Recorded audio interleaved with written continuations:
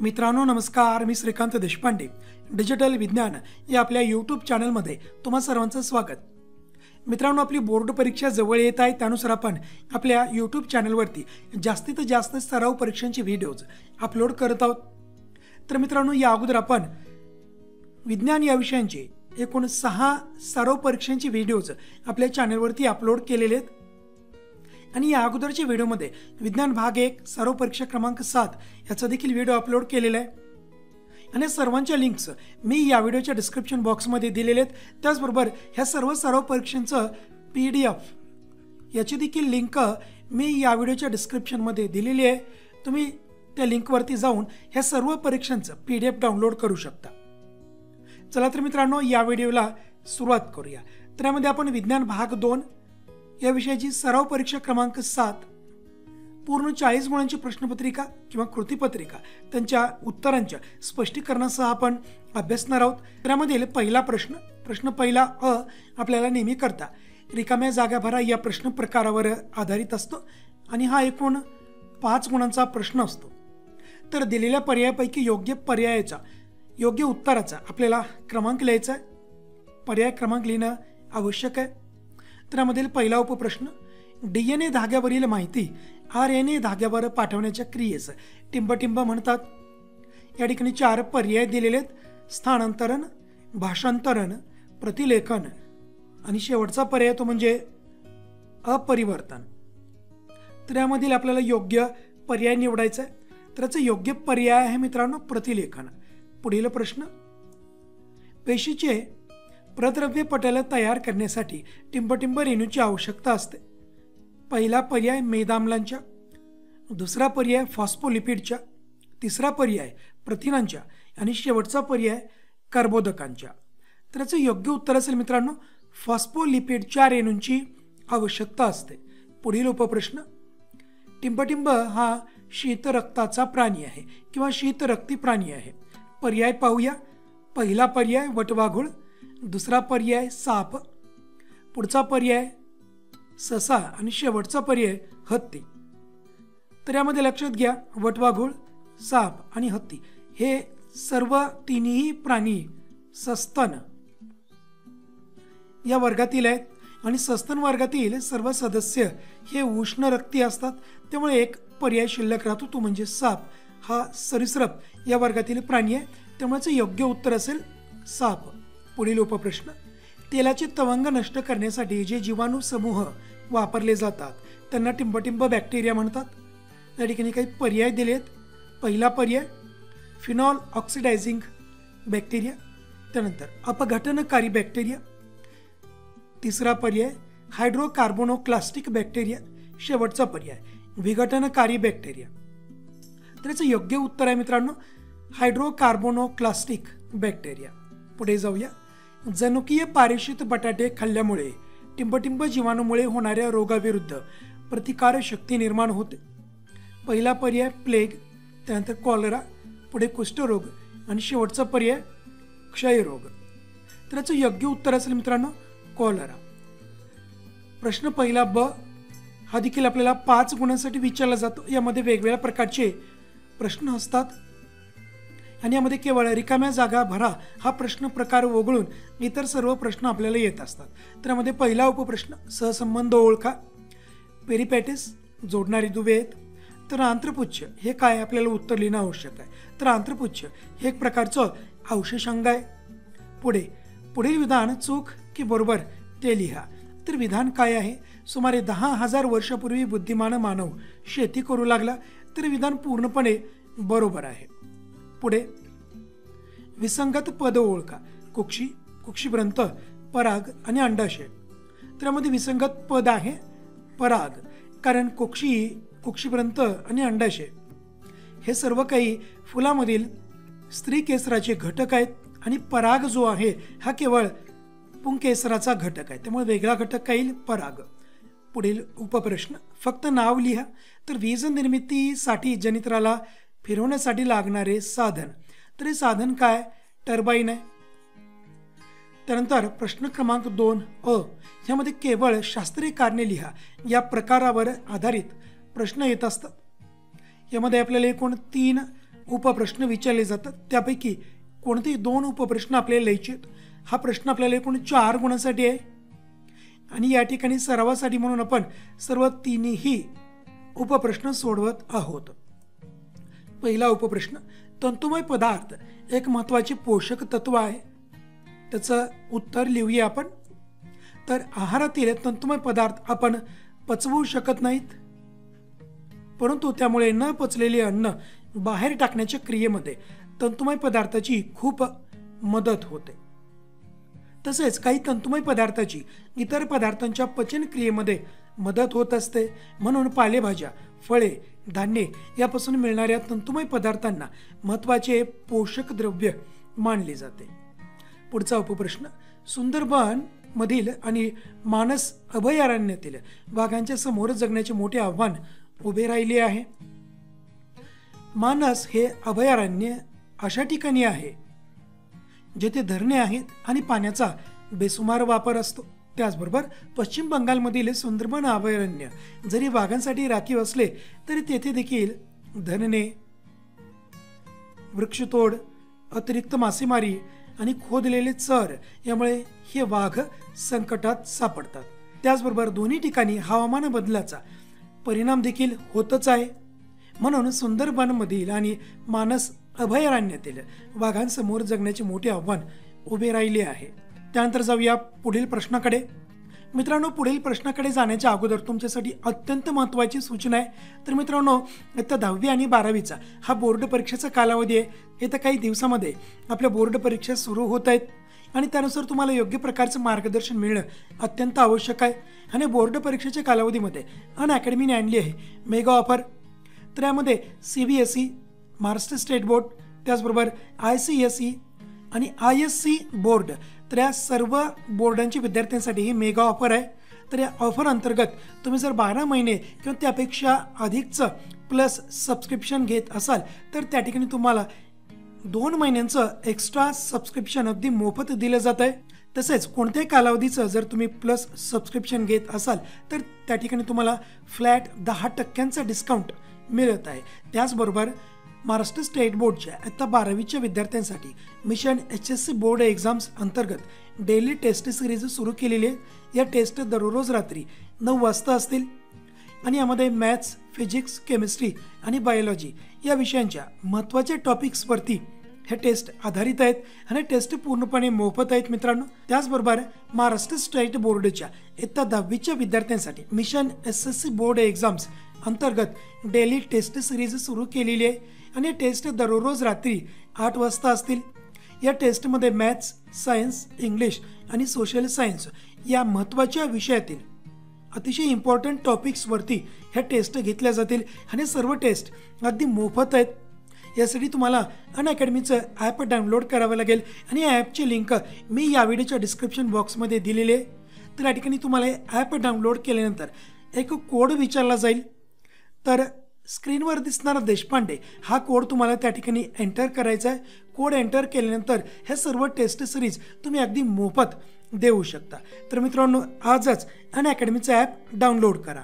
त्यानंतर पुढील प्रश्न, जळू या प्राण्याचा आयुर्वेदामध्ये उपयोग करतात. त्याचं कारण आपण जाणून घेऊया. तर जळू हे रक्तपिपासू असतात. म्हणजेच जळू हे बाह्य परजीवी आहेत आणि एखाद्या सजीवाच्या शरीरावरती चिटकतात आणि त्या सजीवाच्या शरीरातील हे रक्त प्राशन करत असतात. म्हणजे जळू हे रक्तपिपासू आहेत आणि आयुर्वेदामध्ये साकळलेले म्हणजेच गोठलेले रक्त काढून टाकण्यासाठी जळू लावण्यात येत असतात. तर हे अशुद्ध रक्त जळू शोषून घेतात व त्यामुळे रोग्याला बऱ्याच प्रमाणामध्ये आराम देखील मिळतो. जळूच्या शरीरात रक्त गोठू नये यासाठी एक रसायन ज्याचं नाव आहे हिरोडिन हे रसायन निर्माण होत असतं. त्यामुळे जळू रक्त शोषून घेत असले की ते गोठले जात नाही. त्याचबरोबर या रसायनाचा वापरही वैद्यकीय कारणासाठी केला जातो आणि त्या रसायनाचं नाव आहे मित्रांनो हिरोडिन. नाहीतर सामान्यपणे आपल्याला जेव्हा जखम होते त्यावेळेस आपल्या शरीरामधून हे रक्त बाहेर येत असतं आणि थोड्या वेळाने थोड्या कालावधीनंतर हे रक्त गोठत असतं. परंतु जळू ज्या ठिकाणी हे रक्त प्राशन करत आहेत त्या ठिकाणी हे रक्त गोठवू देत नाहीत, कारण त्यांच्या लाळेमध्ये हिरोडिन नावाचं हे रसायन असतं आणि त्या हेरोडिन या नावाच्या रसायनामुळे आपल्या शरीरामधून हे रक्त येत असताना गोठत नाही. आपल्या शरीरातील हे रक्त न गोठता सतत बाहेर येत असते. त्यानंतर पुढे जाऊया. प्रश्न दुसरा ब. पुढील प्रश्न सोडवा कोणतेही 3. या ठिकाणी आपल्याला 5 उपप्रश्न दिले जातात, त्यापैकी 3 सोडवायचे आहेत. सरावासाठी म्हणून आपण 5ही प्रश्न सोडवणार आहोत आणि हा एकूण 6 गुणांसाठी विचारला जाणारा प्रश्न आहे, प्रत्येकी 2 गुण. यातील पहिला उपप्रश्न, पुढील चित्रात काय दर्शवले आहे त्याबद्दल थोडक्यात माहिती लिहा. तर अशा प्रकारची इथं चित्र दिलेली आहेत मित्रांनो. तर या चित्रामध्ये मानवी कानाच्या पाळ्यांचे स्नायू आणि अक्कलदाढा दिसत आहेत. ही दोन्ही अवशेषांगे आहेत. सजीवांमधील ऱ्हास पावलेली किंवा अपूर्ण वाढ झालेली निरुपयोगी इंद्रिये अथवा अंगे म्हणजेच अवशेषांगे आहेत. अस्तित्वात असलेल्याच इंद्रियात क्रमाक्रमाने बदल घडवून नवी ऊती, अंगे किंवा इंद्रिये ही उत्पन्न होत असतात. भिन्न पर्यावरणात जगण्यासाठी सजीवांना अशा प्रकारच्या बदलाची आवश्यकता असतेच, परंतु इतर वेगळ्या परिस्थितीत अशी इंद्रिये निरुपयोगी किंवा हानिकारक ठरतात. म्हणजेच नैसर्गिक निवडीच्या प्रक्रियेने हजारो वर्षांनी अशी निरुपयोगी इंद्रिये नाहीशी होऊ शकतात. जाऊया पुढील प्रश्नाकडे. ऑक्सी श्वसन आणि विनॉक्सी श्वसन यांच्यात कोणते 2 फरकाचे मुद्दे लिहा. तर आपण 2 पेक्षा अधिक मुद्दे घेऊया. या ठिकाणी तुम्हाला परीक्षेमध्ये 2च मुद्दे घ्यायचे आहेत. तर ऑक्सी श्वसन, त्यानंतर विनॉक्सी श्वसन. पहिला मुद्दा, ऑक्सी श्वसनासाठी ऑक्सिजनची आवश्यकता असते. नावामध्येच याचा अर्थ दडला मित्रांनो की ऑक्सी श्वसन म्हणजे ऑक्सिजनची आवश्यकता आहे आणि विनॉक्सी श्वसन तर या ठिकाणी ऑक्सिजनची आवश्यकता नसते. पुढचा मुद्दा, ऑक्सी श्वसन केंद्रक आणि पेशीद्रव्य अशा दोन्ही ठिकाणी होत असतं, परंतु विनॉक्सी श्वसन हे केवळ पेशीद्रव्यातच होतं. पुढचा मुद्दा, ऑक्सी श्वसनाच्या प्रक्रियेच्या शेवटी कार्बन डायऑक्साईड आणि पाण्याची निर्मिती होत असते आणि विनॉक्सी श्वसनाच्या शेवटी कार्बन डायऑक्साईड आणि C2H5OH म्हणजे इथेनॉलची निर्मिती होत असते. पुढचा मुद्दा, ऑक्सी श्वसनात खूप मोठ्या प्रमाणात ऊर्जा निर्माण होत असते, परंतु विनॉक्सी श्वसनात कमी प्रमाणात ऊर्जा निर्माण होते. त्याची कारणं पुढील मुद्द्यामध्ये सांगितलेत की ऑक्सी श्वसनात ग्लुकोजचे संपूर्ण ऑक्सिडीकरण होते व ऊर्जा निर्माण होते, परंतु विनॉक्सी श्वसनात ग्लुकोजचे अर्धवट ऑक्सिडीकरण होते, म्हणूनच या ठिकाणी कमी प्रमाणात ऊर्जा निर्माण होते. पुढे जाऊया. पुढील चित्रातील व्यक्ती कोण, त्यांनी पर्यावरणासाठी कोणते योगदान दिले आहे. तर चित्रामध्ये पहा. तर चित्रामध्ये दिलेली ही जी व्यक्ती आहे ह्यांचं नाव आहे जाधव पयांग. त्यांना पर्यावरण संरक्षण आणि संवर्धन ह्याची जाणीव होती. त्यांनी एकट्याने 1360 एकर क्षेत्रावर जंगल उभं केलेलं आहे. एका माणसाने मनात आणले तर त्याला अख्खे जंगल उभे करता येते, हे त्यांनी दाखवून दिलेले आहे. पुढील आकृतीचे निरीक्षण करून विचारलेल्या प्रश्नांची उत्तरे लिहा. ही आकृती पहा आणि आकृतीवर आधारित काही प्रश्न दिलेले आहेत. पहिला प्रश्न, दिलेल्या जीवाणूला ओळखून त्याचे नाव लिहा. तर चित्रात दिलेला जो जीवाणू आहे त्याचं नाव आहे अल्कॅनिव्होरॅक्स बार्क्युमेन्सिस. पुढे प्रश्न काय, हा जीवाणू कोणते कार्य करतो, त्याचं कार्य आपल्याला लिहायचं इथं की या जीवाणूमध्ये पिरिडिन्स आणि इतर घातक रसायने नष्ट करण्याची क्षमता आहे, त्यामुळे हे तेलतमंग नष्ट करण्यासाठी वापरतात, म्हणून त्यांना हायड्रोकार्बोनोक्लास्टिक बॅक्टेरिया म्हणजे HCB असं देखील म्हटलं जातं. पुढचा उपप्रश्न, चित्रात दाखवलेली आपत्ती कोणती ती ओळखून त्याचे कारण आणि परिणाम आपल्याला लिहायचे आहेत. तर चित्रात पूर ही आपत्ती दाखवलेली आहे, त्याचे आपल्याला कारणे आणि परिणाम लिहायचे आहेत. तर पुराच्या पाण्यामुळे झाडे कोसळतात, घरे जमीनदोस्त होतात, शेतात पाणी भरून साचून राहते आणि त्यामुळे पिके नष्ट होतात, जनावरे गुरेढोरे मरतात, सर्व काही पाण्याखाली गेल्यामुळे कुजण्याची प्रक्रिया होऊन रोगराईच्या साथी पसरतात. तर याची काही कारणे आणि परिणाम देखील सांगितलेला आहे. पुढचा प्रश्न, प्रश्न क्रमांक 3. पुढील प्रश्न सोडवा कोणती 5. इथं आपल्याला एकूण 8 उपप्रश्न विचारले जातात, त्यापैकी 5 सोडवायचे आहेत. सरावासाठी म्हणून आपण 8ही प्रश्न इथं सोडवत आहोत. हा प्रश्न एकूण 15 गुणांचा आहे. तर प्रश्न पहा, पुढील आकृतीतील निर्देशित भाग कोणते, त्यांचे कार्य लिहा. तर 3 भाग दर्शवलेले आहेत. अ हा भाग आहे, ब हा इथला भाग आणि क हा इथे भाग. तर अ ब क. तर अ हा जो भाग आहे याला म्हणायचं अंडाशय. त्यानंतर ब भाग असेल गर्भाशय आणि क भाग असेल योनी. हे प्रत्येकाचं आपल्याला कार्य लिहिणं आवश्यक आहे मित्रांनो. तर अंडाशयाचं कार्य अंडपेशीची निर्मिती करते, त्याचबरोबर स्त्री संप्रेरक जे जसे की इस्ट्रोजन आणि प्रोजेस्टेरॉन यांची देखील निर्मिती हे अंडाशयच करत असतं. त्यानंतर पुढचा भाग आहे तो म्हणजे गर्भाशय. ह्याचं कार्य आपल्याला सांगायचं आहे. गर्भाची वाढ आणि विकास त्याचबरोबर प्रसूतीस मदत करते. त्यानंतर तिसरं कार्य आहे योनीचं कार्य आपल्याला सांगायचं आहे.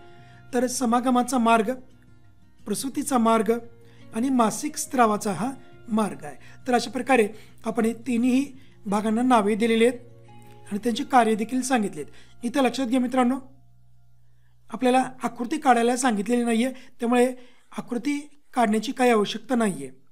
केवळ आपल्याला अ ब क असे या ठिकाणी प्रश्न क्रमांक द्यायचे आहेत, मुद्दे द्यायचे आहेत आणि त्यांची नावे आपल्याला लिहायची आहेत व शेवटी कार्य लिहिणं आवश्यक आहे. पुढील दिलेले चिन्हे काय दर्शवतात? त्यांच्याकडे दुर्लक्ष केल्यास कोणत्या आपत्ती उद्भवतात हे आपल्याला सांगायचं आहे. तर या ठिकाणी 3 चिन्ह दिले आहेत, अ ब आणि क.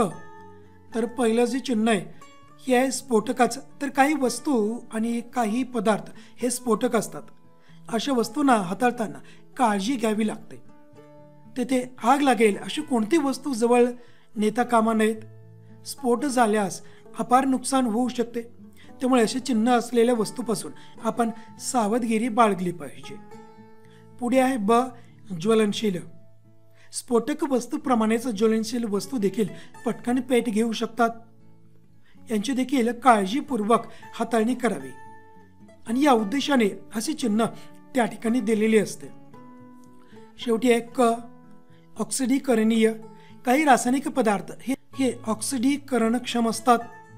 अतिशय वेगाने रासायनिक अभिक्रिया घडवून आणू शकतात. उदाहरणार्थ पोटॅशियम परमॅग्नेट सारखा पदार्थ कपड्यावर जरी पडला तरी त्याच्या कार्बनमध्ये जो एकेरी सहसंयोजी बंध आहे ना, तर त्या बंधावर रासायनिक प्रक्रिया करण्याच्या गुणधर्मामुळे कपडे पेट घेऊ शकतात. म्हणून अशा पदार्थाला हाताळताना आपल्याला योग्य प्रकारे काळजी घेणे आवश्यक आहे. पुढचा उपप्रश्न, धोक्यात असलेल्या प्रजातींचे वर्गीकरण कसे केले जाते? कोणते 3 गटातील प्राण्यांची उदाहरणे लिहा. तर इथं 3 गट दिलेले आहेत. पहिला गट संकटग्रस्त प्रजाती. तर या प्रजातींची संख्या अत्यंत कमी उरलेली असते किंवा त्यांचा अधिवास म्हणजे राहण्याचे ठिकाण इतका संकुचित झालेला असतो की ते विशेष उपाययोजना न केल्यास नजीकच्या येणाऱ्या काळात या प्रजाती नष्ट होऊ शकतात. उदाहरणार्थ लायन टेल्ड वानर आणि तनमोर. पुढे दुर्मिळ प्रजाती.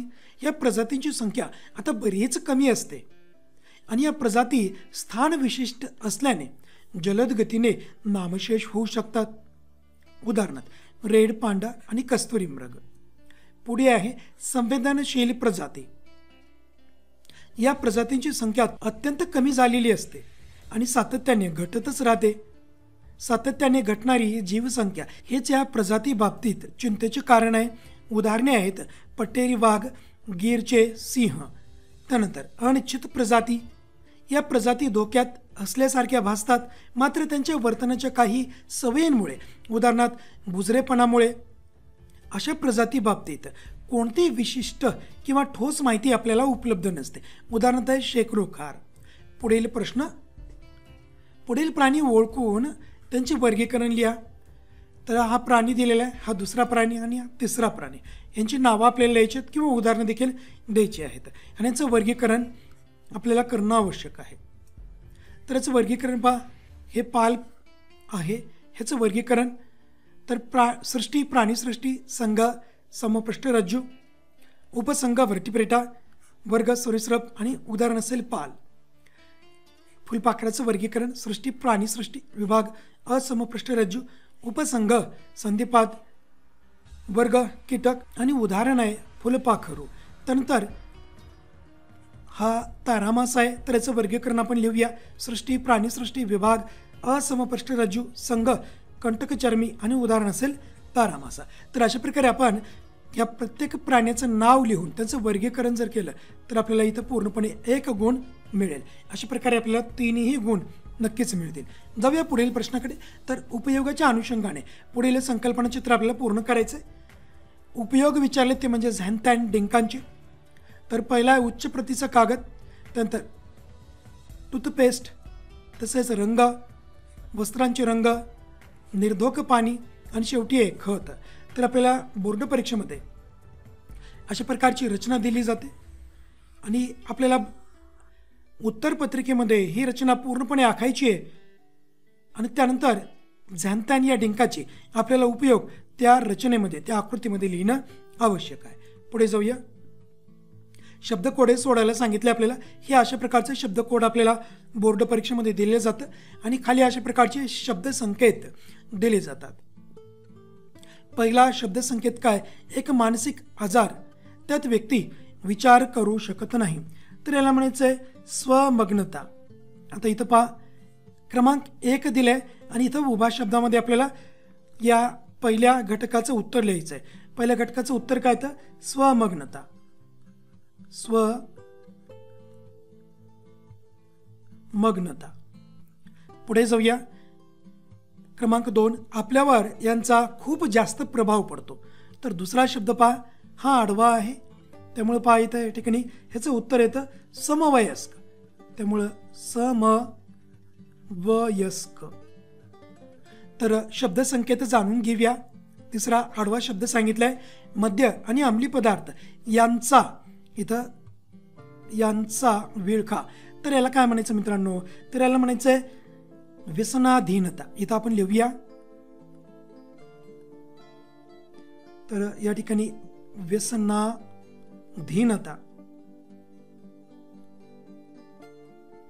तर इथं पूर्णपणे हे शब्द कोडे पूर्ण होत आहे. पुढे तिसराच आहे उभा शब्द आहे हा, की आपल्या आवडीचा टिंबटिंब मिळाल्यास आपण आनंदी राहू शकतो. त्याचं उत्तर काय तर व्यवसाय. व्यवसाय. तर आपल्या आवडीचा व्यवसाय मिळाल्यानंतर आपण आनंदी राहू शकतो.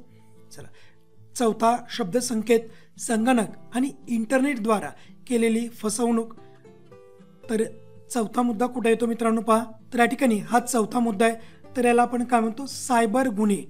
तर हे सायबर गुन्हे.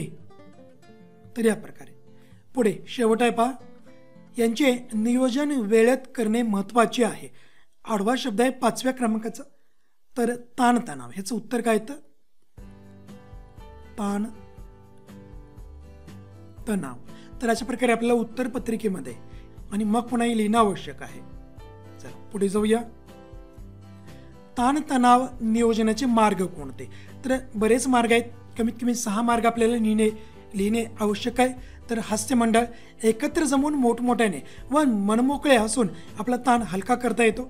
सुसंवाद, मित्रमैत्रिणी, समवयस्क, भाऊ बहीण, शिक्षक व पालक या सर्वांशी सुसंवाद साधणे म्हणजेच आपले मन मोकळे करणे, याने देखील आपला ताण कमी होतो. त्यानंतर लेखन, मनातले विचार लिहून काढले आणि आपल्या चुकीच्या विचारांचे विश्लेषण केले तरी देखील आपला ताण कमी होतो. त्यानंतर छंद जोपासणे, वस्तूंचा संग्रह करणे, छायाचित्रण, दर्जेदार पुस्तकांचे वाचन, पाककला, शिल्पकला, चित्रकला, रांगोळी, नृत्य इत्यादी छंद मनाला लावून घेतले तर ताण येत नाही आणि रिकामा वेळ देखील सत्कारणी लागतो. सकारात्मक गोष्टीकडे ऊर्जा व मन वळवावे, त्यामुळे नकारात्मक भावना ह्या कमी होतात. त्यानंतर संगीत शिकणे, ऐकणे, गाणी म्हणणे यामुळे आनंद मिळवून ताण हलका होतो आणि संगीतात मनस्थिती बदलण्याची प्रचंड अशी ताकद असते. त्यानंतर मैदानी खेळ व व्यायाम, मानसिक आणि शारीरिक आरोग्य मैदानी खेळांमुळे सुधारते. शारीरिक खेळांमुळे शारीरिक व्यायाम, शिस्त, इतरांशी आंतरक्रिया, संघभावना वाढणे असे अनेक फायदे असतात. त्याचबरोबर योगाचा देखील आपण सराव करू शकतो. त्यानंतर पुढचा उपप्रश्न, आपत्तीहीन व्यक्ती आपत्ती प्राप्तीसाठी कोणकोणते उपाय करू शकतात? तर या 8व्या उपप्रश्नामध्ये आपल्याला एकूण 3 उपप्रश्न विचारलेत परत. तर आपत्तीहीन व्यक्ती आपत्ती प्राप्तीसाठी कोणकोणते उपाय करू शकतो? तर ते भाडुत्री, मातृत्व, त्यानंतर काचनलिकेमधील फलन, वीर्यपेढी इत्यादी प्रजननामधील आधुनिक तंत्रज्ञानाचा वापर ती व्यक्ती करू शकते. पुढील प्रश्न आहे पहा की पुढील चित्रात कोणती क्रिया दर्शवली आहे. ही चित्र पहा. या चित्रामध्ये दर्शवलेली क्रिया ही काच नलिकेतील फलनाची आहे. पुढचा प्रश्न त्यावर टिप लिहा. त्यावर म्हणजे कोणत्या, तर या काच नलिकेतील जे फलन दर्शवले ना त्यावर आपल्याला टिप लिहिणं आवश्यक आहे. ह्यालाच आपण IVF म्हणजेच इन विट्रो फर्टिलायझेशन असेही म्हणत असतो. तर IVF म्हणजेच इन विट्रो फर्टिलायझेशन म्हणजेच शरीराबाहेरील फलन. तर आधुनिक वैद्यक शास्त्रातील हे तंत्रज्ञान ज्यांना मूल हवे आहे अशा अपत्यहीन दाम्पत्यासाठी वापरण्यात येते. शुक्रपेशींचे अल्प प्रमाण अंडपेशींचा अंडनलिकेमध्ये प्रवेश करण्यात असलेले अडथळे या कारणावर मात करण्यासाठी हे तंत्र वापरतात. मातेची अंडपेशी बाहेर काढून ती काच नलिकेत ठेवली जाते. त्यावर पित्याच्या शुक्रपेशी सोडून काच नलिकेमध्ये फलन घडवून आणले जाते किंवा केले जाते. हे फलित झालेले युग्मनज नंतर मातेच्या गर्भाशयात रोपण केले जाते. अशा तंत्राने अपत्य प्राप्ती करता येते. त्यानंतर पुढील प्रश्न क्रमांक 4. पुढीलपैकी कोणताही एक उपप्रश्न सोडवा. या ठिकाणी आपल्याला 2 उपप्रश्न दिले जातात. त्यातील कोणताही एक उपप्रश्न सोडवणे आवश्यक आहे. आणि प्रश्न 4 आपल्याला 5 गुणांसाठी आहे. इथं आपण सरावासाठी दोन्हीही उपप्रश्न सोडवणार आहोत. पहिला प्रश्न पाहूया. पुढील परिच्छेद वाचून त्यावरील प्रश्नांची थोडक्यात उत्तरे लिहा. तर मित्रांनो, जेव्हा कधीही आपल्याला बोर्ड परीक्षेमध्ये प्रश्न 3साठी अथवा प्रश्न 4साठी अशा प्रकारचे परिच्छेद येतात तेव्हाच आपल्याला पूर्ण मार्क्स मिळवण्याची ही सुवर्ण संधीच असते.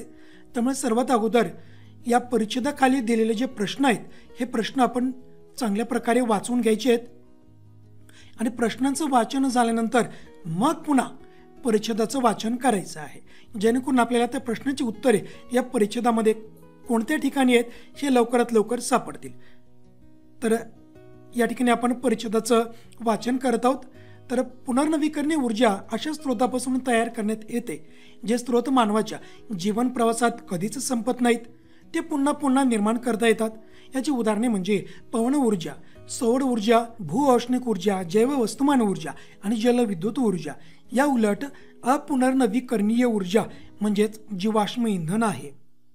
आता बरेचशी पुनर्नवीकरणीय ऊर्जा ही प्रत्यक्ष किंवा अप्रत्यक्षरित्या सूर्यापासूनच मिळतात. बरेचशी पुनर्नवीकरणीय ऊर्जा ही प्रत्यक्ष किंवा अप्रत्यक्षरित्या सूर्यापासून मिळते. सूर्यप्रकाश निरनिराळ्या साधनांनी शोषून घेता येतो. सूर्याच्या उष्णतेने वारे निर्माण होतात. वाऱ्यातील ऊर्जा जनित्राच्या आधारे पकडता येते. वनस्पती सूर्याचीच ऊर्जा वापरून अन्न निर्मिती करतात. त्यामुळे जैव वस्तुमानामधील ऊर्जा ही देखील सूर्यापासूनच निर्माण होते. मात्र काही पुनर्नवीकरणीय ऊर्जा स्रोत सूर्यावर अवलंबून नसतात. उदाहरणार्थ भूऔष्णिक ऊर्जा ही पृथ्वीच्या पोटातील उष्णता वापरते.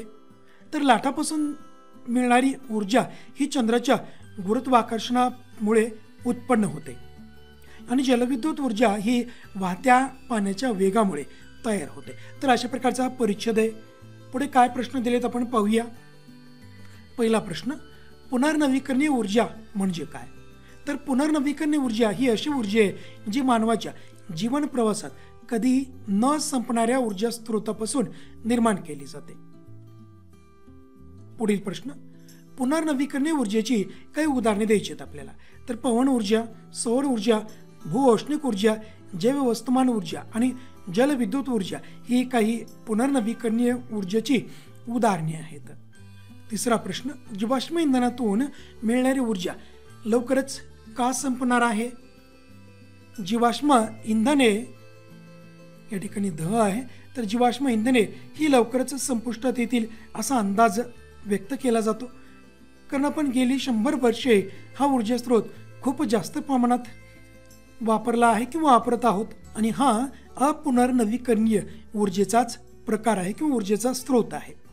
चौथा प्रश्न, सूर्यावर अवलंबून नसणारी पुनर्नवीकरणीय ऊर्जेची उदाहरणे कोणती. ही ऊर्जा स्रोत कशा प्रकारे तयार होतात. तर भूऔष्णिक ऊर्जा, लाटापासून मिळणारी ऊर्जा आणि जलविद्युत ऊर्जा ही सूर्यावर अवलंबून नसणारी ऊर्जेची काही उदाहरणे आहेत. भूऔष्णिक ऊर्जा ही पृथ्वीच्या पोटातील उष्णता वापरते. तर लाटापासून मिळणारी ऊर्जा ही चंद्राच्या गुरुत्वाकर्षणामुळे तयार होते, तर जलविद्युत ऊर्जा वाहत्या पाण्याच्या वेगामुळे तयार करता येते. 5वा प्रश्न शेवटचा. भारतात आपण कोणत्या प्रकारचा ऊर्जा स्रोत जास्त प्रमाणात वापरतो? तर भारतात कोळसा हे मुख्य इंधन म्हणून वापरले जाते. कोळसा हे जीवाश्म इंधन आहे. त्यानंतर जलविद्युत निर्मितीद्वारे तयार होणारी विद्युत ऊर्जा ही भारतामध्ये अधिक प्रमाणामध्ये वापरली जाते. प्रश्न 4मध्ये येईल. दुसरा प्रश्न आपल्याला उपप्रश्न विचारलाय की जैव तंत्रज्ञानाचे फायदे यावर संकल्पना चित्र तयार करा. आता आपल्याला प्रश्नपत्रिकेमध्ये अशा प्रकारचं संकल्पना चित्र दिलेलं नसतं, हे आपल्याला मनाने तयार करायचं आहे. तर हे संकल्पना चित्र तयार करण्यासाठी 1 गुण आहे आणि बाकी जैव तंत्रज्ञानाचे जे इथं एकूण 8 फायदे आपल्याला याचे प्रत्येकाला अर्धा गुण दिला जातो. चला आपण फायदे लिहूया जैव तंत्रज्ञानाचे. पहिला फायदा, कृषी उत्पादनात वाढ होईल.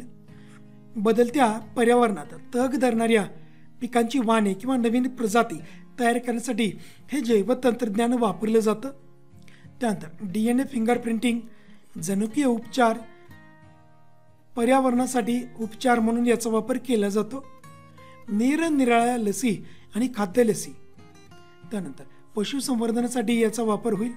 त्याचबरोबर मानवी आरोग्याकरता संप्रेरके आणि औषधे शोधणे यासाठी देखील या जैव तंत्रज्ञानाचा उपयोग केला जातो. म्हणजेच हे सर्व काही जैव तंत्रज्ञानाचे फायदे आहेत. तर मित्रांनो, अशा प्रकारे आपण आजच्या या व्हिडिओमध्ये विज्ञान भाग 2 या विषयातील पूर्ण 40 गुण, त्याचबरोबर जे ऑरमधील विकल्पामधील जे प्रश्न आहेत ते 20 गुणांचे प्रश्न, अशा प्रकारे एकूण 60 गुणांची ही कृतीपत्रिका आपण सोडवलेली आहे. आणि याचं PDF देखील आपल्या या व्हिडिओच्या डिस्क्रिप्शनमध्ये दिलेलं आहे, त्यामुळे PDF देखील तुम्ही डाउनलोड करू शकता. तर मित्रांनो, अशा प्रकारे विज्ञान विषयाची वेगवेगळे व्हिडिओज व शैक्षणिक अपडेट जाणून घेण्यासाठी नक्कीच आपल्या डिजिटल विज्ञान या यूट्यूब चॅनलला सबस्क्राईब करा. धन्यवाद.